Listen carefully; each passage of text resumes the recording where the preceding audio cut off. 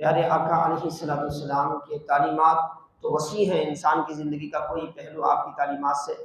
باہر نہیں ہے، اور اس لیے بھی وہ ضروری ہے کیونکہ ہمارے نبی کریم علیہ الصلوۃ والسلام پر اللہ نے دین کو مکمل کر دیا۔ جو دعوت کا سلسلہ، جو پیغام کا سلسلہ، جو رشد و ہدایت کا سلسلہ حضرت آدم علیہ نبینا علیہ الصلوۃ والسلام سے اس خاک دانی گیتی میں شروع ہوا تھا، وہ نبی کریم صلی اللہ تعالیٰ علیہ وسلم پر پائے تکمیل کو پہنچا، اور اللہ نے اس دین کو رہتی دنیا تک کے لیے مکمل کر دیا۔ نہ صرف مکمل کر دیا بلکہ ساری خلقت کے لیے اس میں رہنمائی رکھی، اللہ نے ساری مخلوق کے لیے اس میں رہنمائی رکھی۔ یہی وجہ ہے کہ اسلام مکے میں، مدینے میں یا عرب کے دائرے میں محدود ہو کے نہیں رہا، بلکہ دنیا کے کونے کونے میں پہنچ رہا ہے، اور انشاءاللہ صبح قیامت تک پہنچتا رہے گا۔ اور اس کا عروج کا زمانہ وہ ہوگا جب حضرت عیسیٰ علیہ السلام ہمارے درمیان موجود رہیں گے، اسی اسلام کی دعوت کو وہ 4 دنگ عالم میں پہنچائیں گے۔ تو حاضرین محترم عزیزان گرامی، اللہ کے رسول صلی اللہ تعالیٰ علیہ وسلم کی حیات مبارکہ، آپ کے اقوال، آپ کی رہنمائی ایک انسان کی زندگی میں انتہائی اہم انقلاب برپا کرنے والی ہے۔ قرآن کریم میں اللہ تبارک و تعالیٰ نے ارشاد فرمایا، یا ایھا الذین آمنوا اذا جاءکم رسول بما یحییکم، کیا فرمایا اللہ نے؟ اے ایمان والو، جب رسول تمہیں بلائے اس چیز کے لیے جس سے تمہیں زندگی ملتی ہے، یعنی رسول کی بات حیات پیدا کرنے والی، رسول کا جو بھی ارشاد ہے وہ انسان کی زندگی میں ایک نئی روح پھونکنے والا ارشاد ہے۔ اسی لیے رسول اللہ صلی اللہ علیہ وسلم کی زندگی کو پڑھنا، آپ کے اقوال کو پڑھنا، سننا اور اس کے مطابق اپنی زندگی کو ڈھالنا انسان کے لیے دونوں دارین کی برکتیں لے کر آتا ہے، اس جہاں کی بھی اس جہاں کی بھی برکتیں لے کر آتا ہے۔ اور اسی مناسبت سے ایک چیز میں نے آج کے اس جمعہ کے لیے منتخب فرمائی، پیارے آقا علیہ الصلوۃ والسلام کی تعلیمات کے حوالے سے، جو انتہائی اہم ہے، انتہائی اہم، اور اس کا ذکر اللہ تبارک و تعالیٰ نے سورۃ الحجرات کی آیت نمبر 11 میں کیا۔ پارہ نمبر 26 میں جو سورہ حجرات کے نام سے ہے، اس سورے میں اللہ تبارک و تعالیٰ نے آیت نمبر 11 میں اہل ایمان کو خطاب کر کے فرمایا، یا ایھا الذین آمنوا لا یسخر قوم من قوم عسیٰ ان یکونوا خیرا منہم ولا نساء من نساء عسیٰ ان یکن خیرا منہن۔ اللہ تعالیٰ فرماتا ہے، ایمان والو، تم میں سے کوئی گروہ کسی گروہ کی بے عزتی نہ کرے، تم میں سے کوئی گروہ کسی گروہ کی بے عزتی نہ کرے، تم میں سے کوئی مرد حضرات کا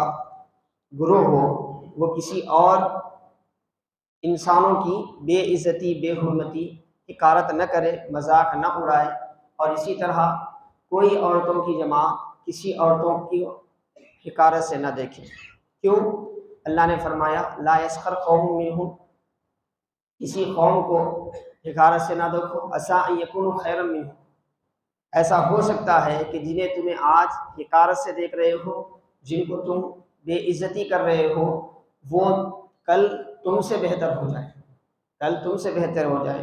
کیونکہ عزت کا دار و مدار جو ہے وہ اللہ کے دین پر ہے۔ اللہ جسے چاہتا ہے عزتوں سے نوازتا ہے، جسے چاہتا ہے عزتوں کی بلندیوں سے پستیوں کی طرف لاتا ہے۔ تو اسی لیے فرمایا کہ کسی کی بے عزتی نہ کرو، بے حرمتی نہ کرو، کسی کی بے حرمتی نہ کرو، نہ یہ مرد حضرات کو اجازت ہے خاص طور پہ۔ حالانکہ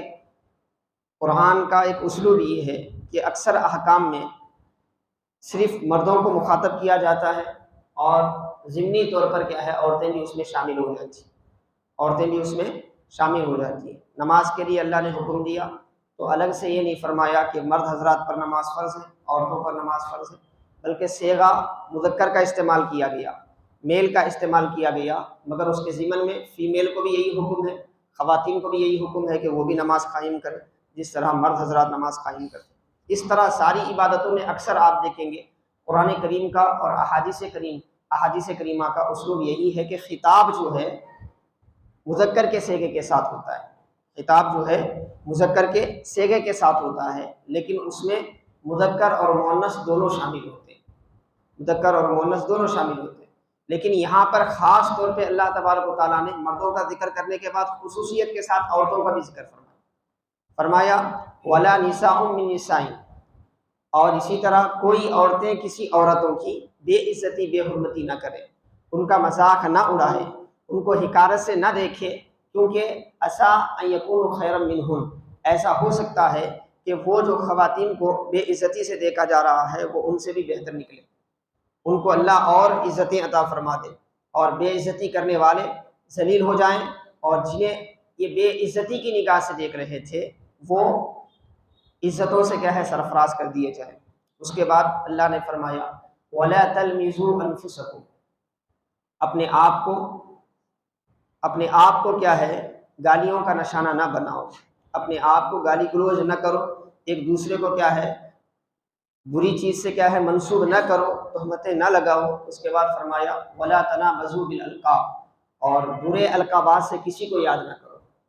وہ چور ہے، وہ فلاں ہے، وہ فلاں ہے، یہ جو برے القاب ہیں ان برے القاب سے کسی ایمان والوں کو یاد نہ کرو، نہ پکارو۔ وَلَا تَلْمِزُوا أَنفُسَكُمْ وَلَا تَنَابَزُوا بِالْأَلْقَابِ بِئْسَ الِاسْمُ الْفُسُوقُ بَعْدَ الْإِيمَانِ، انتہائی بری چیز ہے کہ ایمان کے بعد کسی کے ساتھ برا نام جوڑا جائے،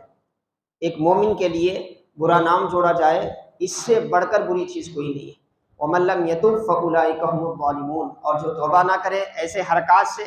ایسے افعال سے جس کا ذکر آیت شریفہ میں کیا گیا، تو اس سے وہی حقیقت میں ظالم ہے۔ فرمائے ظالم وہی ہے جس کی زبان لوگوں کی طرف تہمتوں کے لیے نکلتی ہے، جس کی زبان لوگوں کو کیا ہے گالی گلوچ کے لیے نکلتی ہے، جس کی زبان سے لوگوں کی عزتیں مجروح ہوتی ہیں۔ جو لوگوں کی عزتوں کو مجروح کرتے ہیں یہ انتہائی بڑا گناہ ہے، اس سے توبہ کریں، اگر توبہ نہ کریں تو ان کا شمار کس میں ہوگا؟ ظالموں میں ہوگا۔ یہ سورہ حجرات کی آیت شریفہ ہے جس میں انفرادی اور اجتماعی زندگی کو کیسے بہتر بنایا جا سکتا ہے اس کا ایک بنیادی اصول سمجھایا گیا۔ ایک بنیادی اصول، معاشرے کا جو بگاڑ ہے، معاشرے میں جو فتنے بپا ہوتے ہیں، معاشرے میں جو نفرت کی فضا قائم ہوتی ہے، اس کی اہم وجہ یہی طریقہ ہے جس کا ذکر قرآن کریم میں کیا گیا کہ یہ حرکات ایسے ہیں، اس کی وجہ سے کبھی انفرادی دشمنیاں پیدا ہوتی ہیں تو کبھی اجتماعی دشمنیاں پیدا ہوتی ہیں، کبھی خاندان اور قبیلے میں دشمنیاں پنپتی ہیں تو کبھی برسوں تک اس دشمنیوں کا سلسلہ چلتا ہے، جس کے نتیجے میں دونوں قومیں برباد ہو جاتی ہیں اور اپنی ساری توانائیاں اس کے پیچھے لگا کر دنیا کا بھی نقصان کرتی ہیں اور آخرت کا بھی نقصان ہوتا ہے۔ اور وہ رحمت عالم تاجدار مدینہ صلی اللہ تعالیٰ علیہ وسلم نے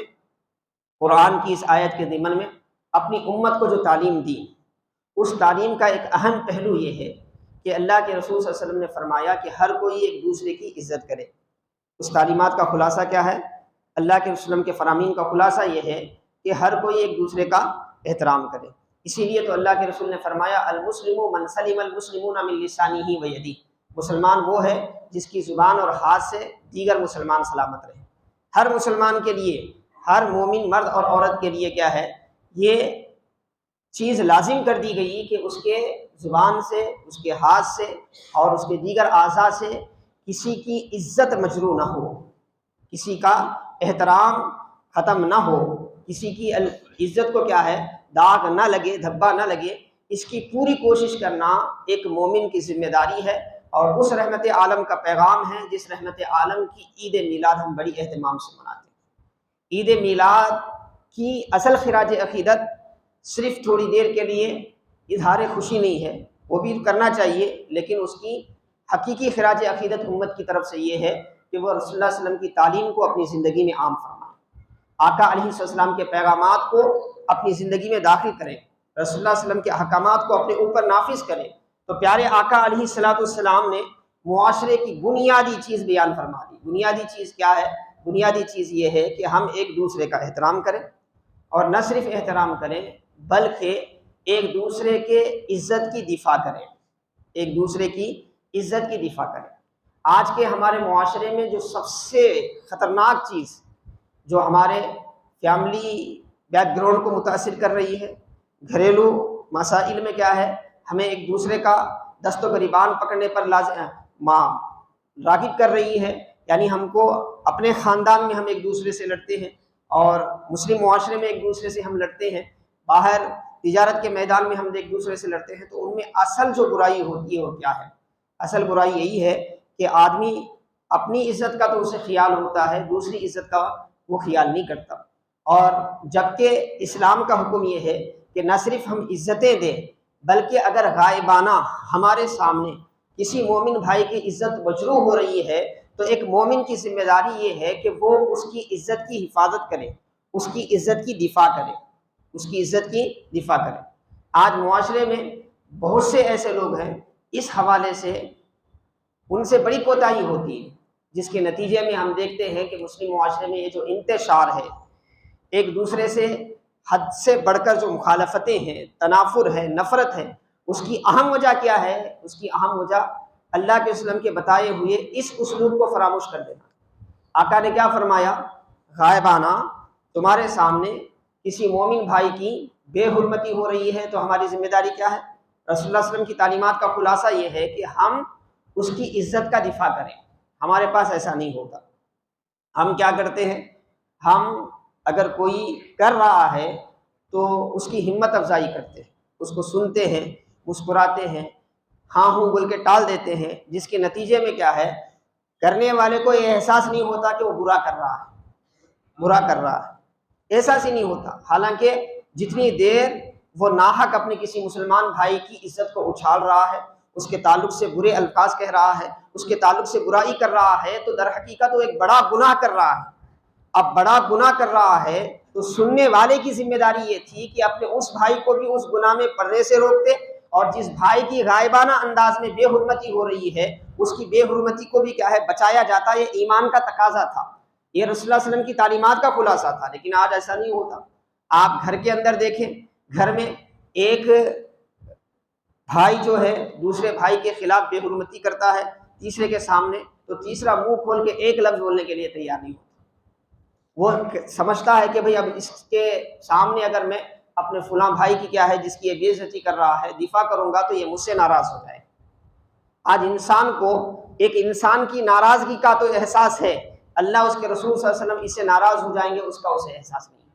اس کا اسے احساس نہیں ہے۔ ایک ایسا ہمارے معاشرے میں پنپنے والا ایک ایسا انتہائی برا فعل ہے جس کی وجہ سے کئی قسم کی برائیاں ماحول میں جنم لیتی ہیں، کئی قسم کی برائیاں ماحول میں جنم لیتی ہیں، جبکہ اللہ کے رسول صلی اللہ علیہ وسلم نے فرمایا، بخاری مسلم کی روایت، غالباً حجۃ الوداع کے موقع پر اللہ کے وسلم نے سارے صحابہ جمع تھے، سب صحابہ کو پوچھا کہ آج کا دن کون سا ہے؟ صحابہ خاموش ہو گئے، وہ سوچنے لگے کہ شاید اللہ کے رسول صلی اللہ علیہ وسلم ہے نا آج کے دن کا جو نام ہمارے پاس استعمال ہو رہا ہے اس نام کو چینج کرنے والے، بدلنے والے۔ تو اس کے بعد اللہ کے رسول نے فرمایا کیا یہ آج فلاں دن نہیں ہے؟ بولے ہاں فلاں دن ہے۔ پھر اس کے بعد فرمایا یہ کون سا مہینہ ہے؟ تو صحابہ خاموش رہے کہ انداز رسول اللہ صلی اللہ علیہ وسلم کا متوجہ کرنے کا ایسا تھا کہ ایسا محسوس ہوتا تھا کہ رسول اللہ صلی اللہ علیہ وسلم اس کا نام بدلنے والے، خاموش رہے۔ آقا نے خود فرمایا کیا یہ فلاں مہینہ نہیں ہے؟ تو اس کے بعد فرمایا ہم کس شہر میں ہیں؟ بولے مکۃ المکرمہ میں، بلد حرام میں۔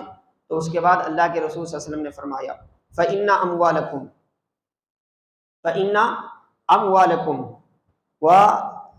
فَإِنَّ دِمَاءَكُمْ وَأَمْوَالَكُمْ وَأَعْرَاضَكُمْ حَرَامٌ عَلَيْكُمْ كَحُرْمَةِ يَوْمِكُمْ هَذَا وَشَهْرِكُمْ هَذَا وَبَلَدِكُمْ هَذَا۔ میرے آقا علیہ السلام نے فرمایا لوگوں سنو، جو احترام آج کے دن کا ہے وہ یوم عرفہ کا دن تھا، یوم عرفہ کی عزت بڑا احترام ہمارے پاس ہے، اور دوسرا جو ہے موقع کیا تھا؟ حج کا موقع تھا، مہینہ جو ہے حجۃ شہر ذی الحجہ تھا، یعنی حرمت والا مہینہ تھا، اور لوگ کیا تھے؟ عرفہ کا میدان جو مکہ کی وادیوں میں آتا ہے، یعنی بلد حرام میں وہ موجود تھے، احترام والی جگہ میں وہ موجود تھے۔ تو اللہ کے رسول صلی اللہ علیہ وسلم نے فرمایا جس طرح تمہارے آج کا یہ دن احترام والا ہے، جس طرح آج کا یہ مہینہ احترام والا ہے، جس طرح تمہارا یہ شہر جہاں ہم ٹھہرے ہوئے ہیں یہ شہر احترام والا ہے، اس سے اس کی جیسی حرمت، اس کا جیسا احترام جو ہے تمہاری جانوں کا ہے، تمہارے مال کا ہے، تمہاری عزتوں کا ہے،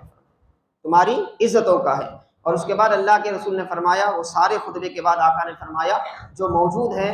جو موجود نہیں ہیں ان تک میری بات کو پہنچائے۔ یعنی یہ حکم پوری امت کے لیے اللہ کے وسلم نے دیا، ساری امت کے لیے فرمایا کہ ایک مومن کی جان، اس کی عزت، اس کی آبرو، اس کی دولت قابل احترام ہے، اسے کسی بھی حیثیت سے داغدار کرنے کی بالکل اجازت نہیں ہے۔ جیسے ایک مومن یوم عرفہ کی بے حرمتی کر نہیں سکتا، ایک مومن خانہ کعبہ کی بے حرمتی نہیں کر سکتا، ایک مومن مکۃ المکرمہ کی بے حرمتی نہیں کر سکتا، اور ایک مومن جو ہے حرمت والے مہینوں کی بے حرمتی نہیں کر سکتا۔ اسی طرح اسے اجازت نہیں ہے کہ وہ اپنے کسی بھائی کی بے حرمتی کرے، اس کی بے عزتی کرے، اس کی عزت سے کھیلے، اسے داغدار کرے۔ تو آپ اندازہ کریں رسول اللہ صلی اللہ علیہ وسلم کی اس تعلیم کا کس طرح، یہی وجہ تھی کہ صحابہ اکرام میں ایک دوسرے کے لیے احترام پایا جاتا تھا، وہ ایک دوسرے کے خلاف کوئی بات سننے کے لیے تیار نہیں ہوتے تھے۔ کبھی کسی کے بارے میں کچھ کہا جاتا تو وہ حقیقت کو واضح کر دیتے، اپنے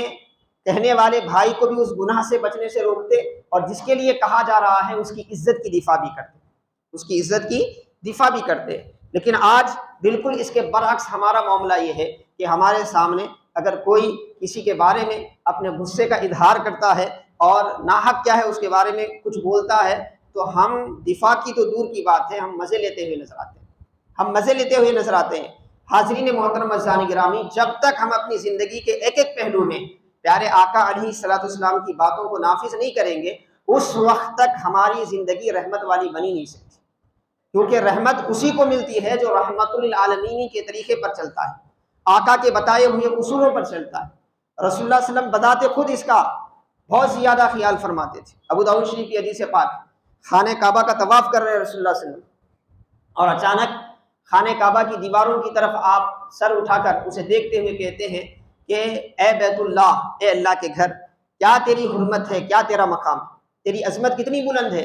تیری حرمت کتنی بلند ہے۔ اور اس کے بعد آقا فرماتے ہیں اللہ کی قسم، تیری عظمت اور حرمت سے زیادہ اے خانہ کعبہ مومن کے جان کی حرمت ہے، مومن کے جان کی حرمت ہے۔ تو حاضرین محترم عزیزان گرامی، رسول اللہ صلی اللہ علیہ وسلم نے ایسی تعلیم فرمائی اپنے صحابہ کو۔ ترمذی شریف کی حدیث پاک ہے، صحیح مسلم کی حدیث پاک ہے، اللہ کے رسول نے فرمایا المسلم اخو المسلم، المسلم اخو المسلم، ایک مومن دوسرے مومن کا، ایک مسلمان دوسرے مسلمان کا بھائی ہے، لا یظلمہ ولا یسلمہ فرمایا، اسی لیے وہ نہ اپنے بھائی پر زیادتی کرتا ہے اور نہ اسے بے یار و مددگار چھوڑتا ہے، بے یار و مددگار چھوڑتا ہے۔ پہلی بات میں اللہ کے رسول نے یہ سمجھایا کہ ایک مومن دوسرے مومن پر کسی بھی حیثیت سے زیادتی نہیں کرتا، نہ اس کے مال میں زیادتی کرتا ہے، نہ اس کی عزت و آبرو میں زیادتی کرتا ہے، نہ اس کے جان و مال کے در پہ ہوتا ہے، اور دوسرا یہ کہ اسے بے یار و مددگار نہیں چھوڑتا، مطلب وہ اس کے غائبانہ اگر کوئی اس کی عزت اچھال رہا ہے، اس کے بارے میں برا بھلا کہہ رہا ہے، تو یہ سن کے نہیں نکل جاتا، بلکہ جیسے اپنے لیے کوئی بولے تو ہم جیسے اپنی عزت کی دفاع کرتے ہیں، ایسے ہی ایک مسلمان اپنے بھائی کی عزت کی بھی دفاع کرتا ہے، اپنے بھائی کی بھی عزت کی دفاع کرتا ہے۔ اسی طرح ایک دوسری روایت میں میرے آقا علیہ الصلوۃ والسلام نے فرمایا المسلم اخو المسلم لا یظلمہ ولا یخذلہ ولا یحقرہ، میرے آقا علیہ الصلوۃ والسلام فرماتے ہیں ایک مومن دوسرے مومن کا بھائی ہے، اسی لیے نہ وہ زیادتی کرتا ہے، نہ اس کو بے یار و مددگار چھوڑتا ہے، اور نہ ہی خود ہو کے کیا ہے اس کی حقارت کرتا ہے، خود ہو کے اس کی حقارت نہیں کرتا۔ تو حاضرین محترم عزیزان گرامی، ان تعلیمات کا صحابہ کرام کی زندگی میں، اہل بیت اطہار کی زندگی میں، اسلاف کی زندگی میں کتنا اثر تھا، آپ دیکھیں کتنا اثر تھا۔ ہمارے پاس تو معاملہ ایسا ہوتا ہے کہ اگر کوئی لڑتا ہے تو ہم مزے سے کیا ہے اس لڑائی کو بڑھاتے ہیں، مزے سے اس لڑائی کو بڑھاتے ہیں، یہ آیا اس کو کچھ لگا کے بھیج دیا، وہ آیا اس کو کچھ لگا کے بھیج دیا۔ ایک گھر کے معاملے سے لے کر پوری قوم کے معاملے تک آپ دیکھ لیں، ایسے افراد آپ کو بہت کم ملیں گے جو رسول اللہ صلی اللہ علیہ وسلم کی اس تعلیم پر عمل کرتے ہوئے اپنے اس بھائی کو سمجھائیں، اس کو گناہ کرنے سے بھی بچائیں، اور جو بھائی موجود نہیں ہے نا اس کی عزت و آبرو کی بھی حفاظت کریں، عزت و آبرو کی بھی حفاظت کریں۔ ایسے بہت کم ہوں گے، جبکہ اللہ کے رسول صلی اللہ علیہ وسلم نے خود اس کی ترغیب دی، اس کی طرف مائل کیا۔ آج ماں باپ اپنے بچوں کو کیا ذہن دے رہے ہیں؟ اس ذہن کا نتیجہ یہ ہے جیسے ہی شادی ہو جاتی ہے، شادی ہونے کے بعد شادی کی جاتی ہے دونوں خاندانوں کو ملانے کے لیے، شادی کا مطلب ہی یہ ہے، نکاح کا معنی ہے الضم، نکاح کا معنی ہے ملنا، اور اس کے ذریعے کیا ہے دو اجنبی خاندان ملتے ہیں۔ لیکن ہماری تربیتوں کا اثر یہ ہے کہ ہم نے رسول اللہ صلی اللہ علیہ وسلم کی اس تربیت کو اپنی زندگی سے نکال دیا۔ نتیجہ یہ ہوا کہ جیسے ہی شادیاں ہوتی ہیں، اس شادی کے بعد شادی ہی میں بس خوشی منائی جاتی ہے، اس سے ہٹ کر کیا ہے اس کے بعد کی زندگی میں جو نفرتیں، جو لڑائیاں جو پیدا ہوتی ہیں نا، اس کی اہم وجہ یہ ہے کہ جن کے سامنے ایسے معاملات آتے ہیں وہ اپنا حق ادا نہیں کرتے، وہ غلط فہمیوں کو دور نہیں کرتے، وہ ایک دوسرے کے درمیان صلح کرانے کی کوشش نہیں کرتے، بلکہ ان کی کوشش یہی ہوتی ہے کہ بھئی بس یہ لڑتے رہیں میرے پاس آتے رہیں، یہ لڑتے رہیں میرے پاس آتے رہیں۔ جتنے اہل منصب ایسے ہیں تقریباً الا ماشاء اللہ، بہت جگہ آپ کو دیکھنے میں ملے گا، اہل علم میں بھی یہ بیماری ہے، علماء میں بھی یہ بیماری ہے، بعض علماء میں بھی یہ بیماری ہے، بعض مشائخ میں بھی یہ بیماری ہے، بعض ذمہ دار لوگوں میں بھی قوم کی یہ بیماری ہے کہ کیا ہے، اس مسئلے میں ہونا یہ چاہیے کہ جو موجود نہیں ہے اس کی عزت کی دفاع کریں، اس کا احترام برقرار رکھیں، اور اپنے اس بھائی کو جو راہ راست سے بھٹک رہا ہے اس کو پکڑے، کیونکہ ہمارا کہا ہوا ایک ایک لفظ ہمارا کہا ہوا جو ہے وہ ریکارڈ ہو رہا ہے، اللہ کے فرشتے اسے لکھ رہے ہیں، اور جو بندہ گناہ کرتا ہے ذرہ برابر گناہ کا بھی اسے جواب اللہ کی بارگاہ میں دینا ہوگا۔ تو ہماری ہمدردی اپنے ایمانی بھائی سے یہ نہیں ہے کہ ان کو لڑاتے رہیں، جھوٹی باتیں مزید ڈال کر کیا ہے ان میں نفرتیں پیدا کرتے رہیں،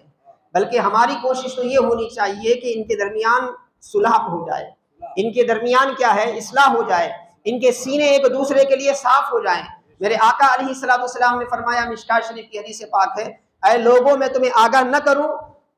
اس بات سے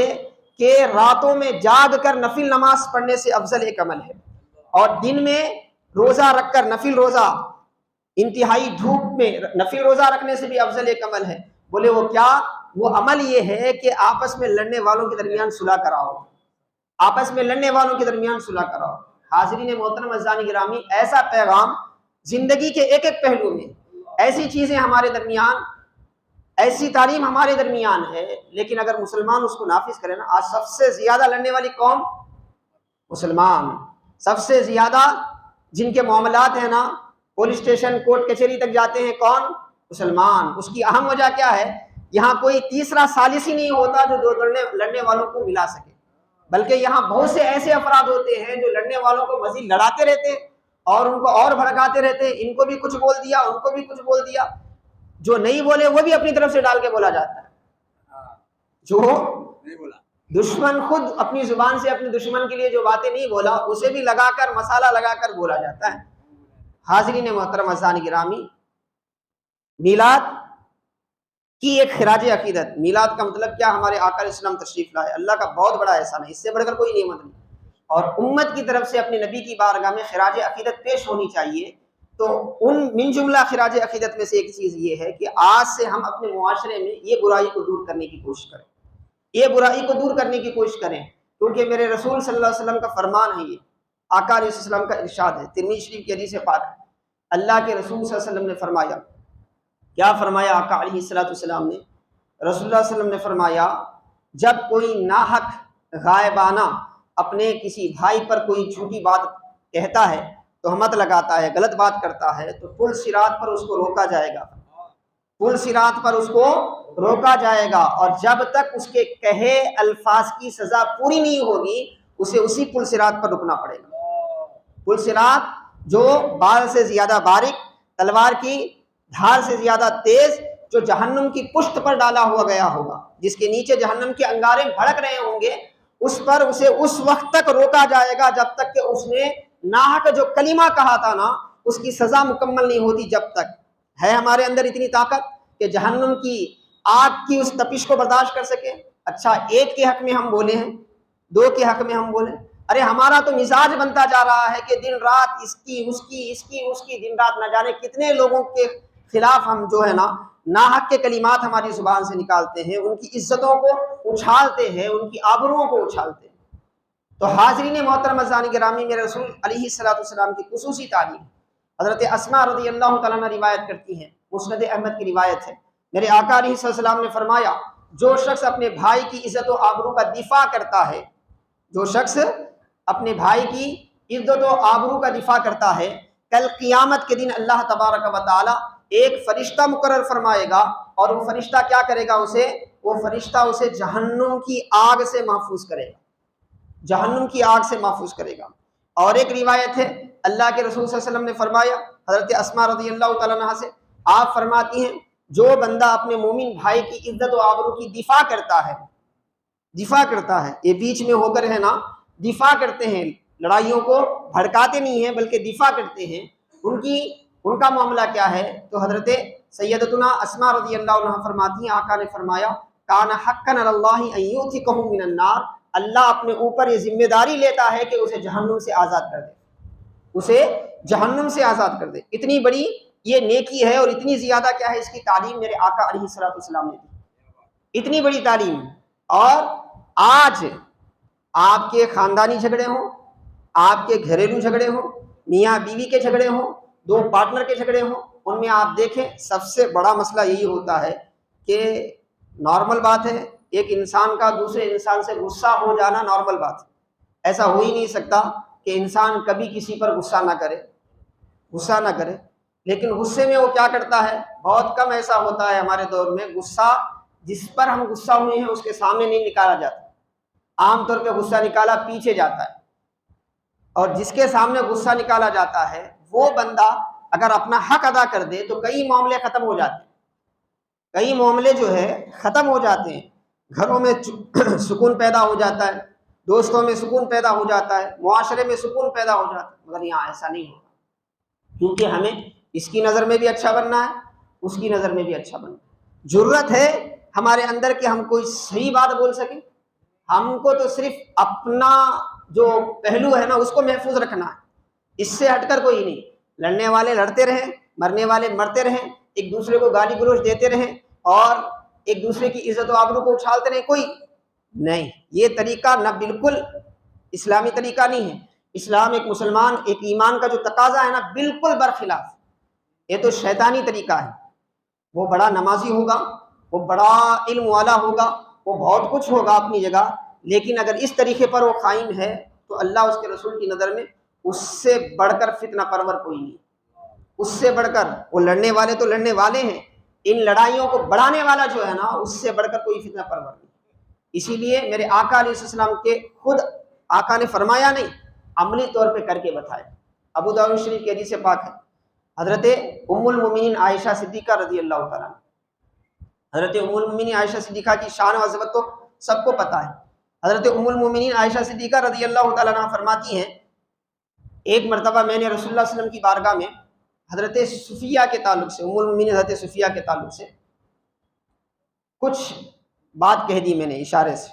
آپ پست خط تھی، اور اس کو یہ کرتے ہوئے فرمایا، یہ در حقیقت سوکنوں میں تھوڑا بہت یہ رہتا نا، تو اس انداز سے کچھ بات میری زبان سے نکل گئی، تو اللہ کے رسول صلی اللہ علیہ وسلم نے فرمایا اے عائشہ آپ نے ایسی بات کہی ہے، اگر اس بات کو حقیقت بنا کر سمندر میں ملا دیا جائے تو سمندر کا پانی بھی کڑوا ہو جائے گا، تو آپ دیکھیں برائی کرنا پیٹھ پیچھے یہ تو بری بات ہی ہے، مگر اس حدیث پاک میں دو چیزیں، ایک حضرت عائشہ صدیقہ رضی اللہ تعالیٰ کا عمل، انہوں نے خود اپنے ساتھ ایسا ہوا، مگر چونکہ اس میں پیغام مصطفیٰ تھا تو اس کو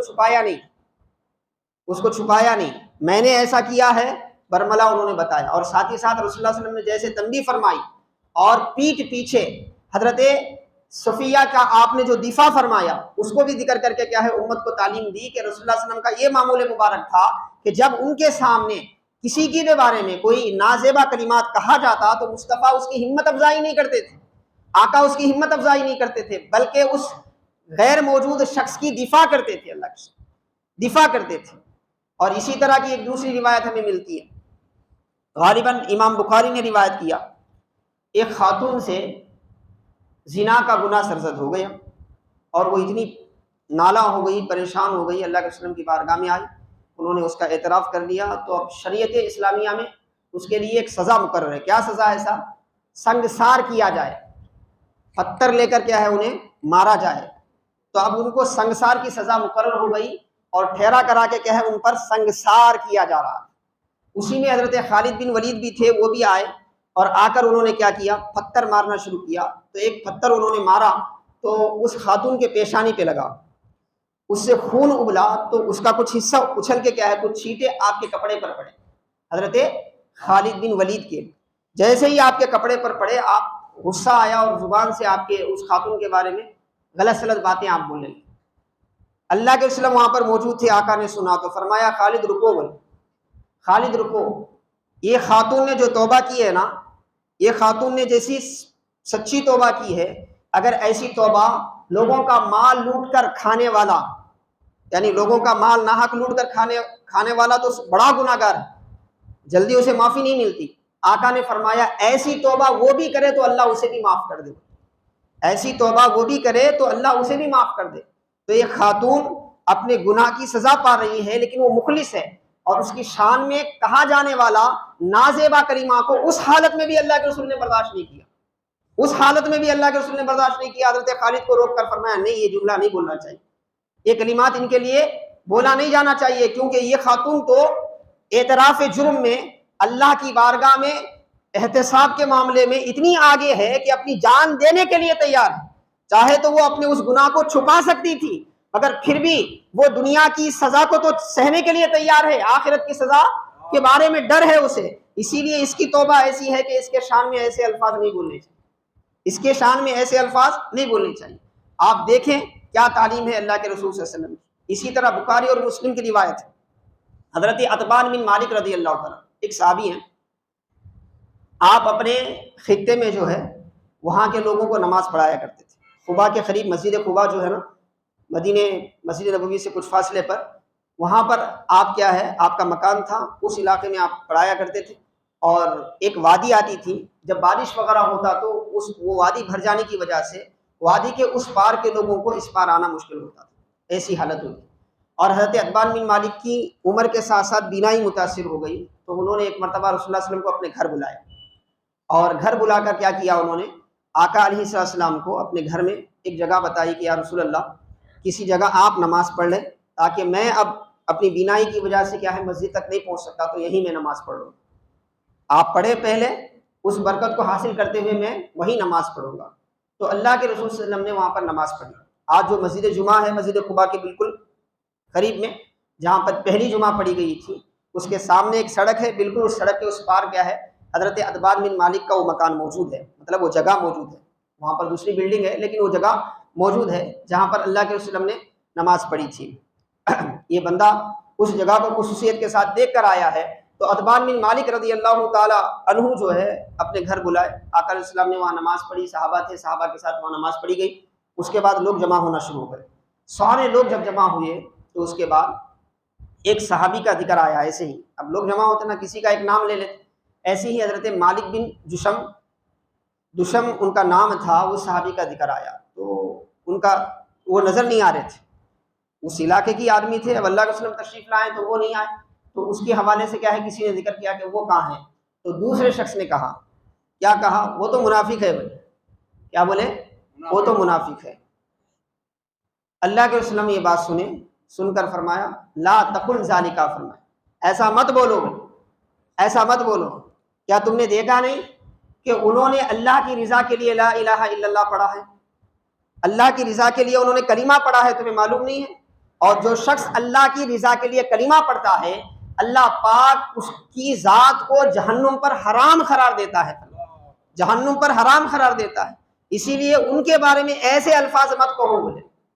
تو آپ دیکھیں آقا علیہ السلام کی تربیت، صرف بولے نہیں اللہ کے وسلم نے، عملی طور پہ جب جب موقع تھا، ایک ایسے صحابی جو موجود نہیں تھے، جو معروف نہیں تھے، جن کے بارے میں ایک نازیبا کلمہ کہا گیا، تو مصطفیٰ جان رحمت نے پہلے ہی ان کی عزت و آبرو کی حفاظت کے لیے کیا ہے اپنی زبان مبارک سے ارشاد فرمایا کہ نہیں، ایسا لفظ ان کے لیے نہیں بولا جائے گا، ایسا لفظ ان کے لیے نہیں بولا جائے گا۔ تو یہ رسول اللہ صلی اللہ علیہ وسلم کی تعلیم تھی، آقا کا یہ پیغام تھا، اور جب تک یہ پیغام ہمارے گھریلو زندگی میں پیدا نہیں ہوگا، ہمارے خاندانوں میں پیدا نہیں ہوگا، ہمارے مسلم معاشرے میں پیدا نہیں ہوگا، اس وقت تک مسلم معاشرہ متحد ہو ایسا نہیں ہو سکتا۔ جب اتحاد آپ برقرار رکھنا چاہتے ہیں، اتحاد آپ قائم رکھنا چاہتے ہیں، تو نبی پاک کے اس حکم کو، آقا کی اس سنت کو ہر ایک اس سنت پر عمل کرنا اپنے اوپر لازم کرے گا، تو پھر دیکھیں آپ گھر کے 100% جھگڑے ختم ہو جائیں گے، خاندان کے 100% جھگڑے ختم ہو جائیں گے، مسلمانوں کے آپسی جو 100% جھگڑے ہیں نا،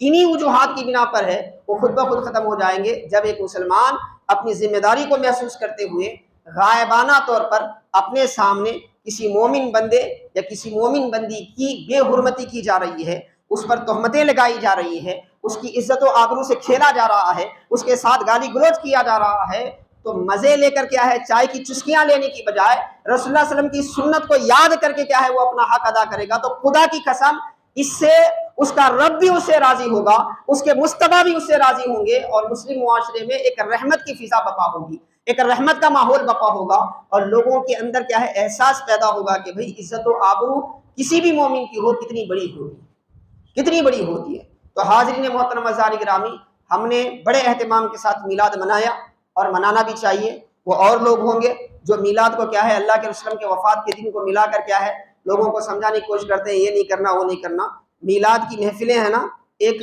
سنہرا موقع ہے، اس محفلوں کے بہانے ہیں نا رسول اللہ صلی اللہ علیہ وسلم کی زندگی کے کئی پہلو مسلمانوں کے سامنے آتے ہیں، اسی لیے جتنے لوگوں نے اس کا اہتمام کیا بڑا اچھا کیا، اور ساتھ ہی ساتھ بہت سے اچھے انداز میں لوگوں نے اس کو پیش کیا، کھانا کھلایا، غریبوں کی مدد کی، مختلف انداز سے کیا ہے لوگوں نے کیا ہے اس کو یہ کیا الحمدللہ۔ لیکن اس کے ساتھ ساتھ ہم اس بات کی کوشش کریں کہ ایک ایک کر کے آقا علیہ الصلوۃ والسلام کے ان احکامات کو اپنی زندگی میں لازم کریں، اپنی زندگی میں لازم کریں، ان کو اپنی زندگی میں کیا ہے نافذ کرنا شروع کر دیں۔ اس سے بڑھ کر میرے مصطفیٰ کی بارگاہ میں ہماری طرف سے کوئی خراج عقیدت نہیں ہوگا، خراج عقیدت نہیں ہوگا۔ آج ماں بیٹے کی دشمن ہے، تصور بھی نہیں کیا جا سکتا۔ آج ماں بیٹے کی دشمن ہے، بیٹا جو ہے ماں باپ کا دشمن ہے، ماں باپ کا دشمن ہے، بھائی بھائی کا دشمن ہے، بہن بھائی کا دشمن ہے۔ اس کی اہم وجہ کیا ہے؟ اللہ کے رسول کا یہ طریقہ جو ہم نے بالائے طاق رکھ دیا، سورہ حجرات کا یہ حکم ہم نے بالائے طاق رکھ دیا، نتیجہ کیا ہوا؟ شیطان نے ہمارے درمیان ایسا کھیل کھیلا کہ ایسے اختلافات کہ کبھی ختم نہیں ہوتے۔ تو اسی لیے حاضرین محترم عزیزان گرامی، اپنے مسلم معاشرے کو وہ شوکت دینا ہے جو صحابہ کے دور میں تھی، تابعین تابعین کے دور میں تھی، تو ضرورت ہے کہ ان اصولوں کو ہم اپنائیں، ان اصولوں کو اپنائیں۔ کسی کے بارے میں بھی کوئی بھی ایرا غیرہ کچھ بھی بول دیتا ہے تو ہم اس کو سمجھانے کے بجائے اس کی ہمت افزائی کرتے ہیں، اس کی پشت پناہی کرتے ہیں، اور ہم سمجھتے ہیں کہ بہت بڑا کام کیا، اس نے گالی دے کے برا کیا، لیکن اس کی ہمت افزائی کرنے والا اسے کل پتہ چلے گا اگر وہ اپنے آپ کو نہ سنوارے، اپنے آپ کو اس گناہ سے باز نہ رکھے، تو خبر اور حشر میں اس کی جو حالت ہوگی جب اسے احساس ہوگا۔ اس سے پہلے کہ اللہ کی بارگاہ میں ہماری پوچھ ہو، ہم اپنی ذمہ داریوں کو سمجھیں، اور اس طرح کی برائی سے کیا ہے اپنے آپ کو بھی بچائیں، اپنے معاشرے کو بھی بچائیں، اپنی نسلوں کو بھی کیا ہے اس عمدہ فکر پر کیا ہے تربیت دیں، تاکہ آنے والا ہمارا مسلم معاشرہ ایک مثالی معاشرہ بن جائے۔ اللہ پاک کی بارگاہ میں دعا ہے کہ اللہ تبارک و تعالیٰ کہنے سننے سے زیادہ ہمیں عمل کرنے کی توفیق عطا فرمائے۔ صلی اللہ تعالی علی خیر خلقہ محمد و آلہ و صحبہ اجمعین۔